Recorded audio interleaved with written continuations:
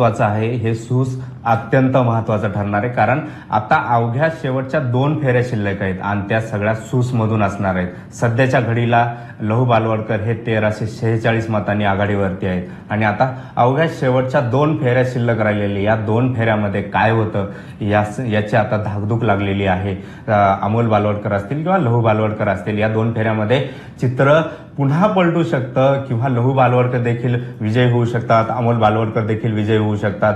विशेष सांगायचं म्हणजे भाजपसाठी किंवा पुण्यातील भाजपसाठी सांगायचं झालं तर सुरुवातीपासून ज्यावेळेस भाजप ही मैदानात उतरली होती, महापालिकेचं वारं व्हायला लागलं होतं निवडणुकांचं, तेव्हापासून भाजपनं पुण्यामध्ये मिशन 125 राबवायला सुरुवात केलेलं होतं. त्यांचं टार्गेट 125चं ठेवलं होतं आणि आत्ताच्या काही क्षणापूर्वी भाजप पुण्यामध्ये 123 जागांवरती आघाडीवरती होतं.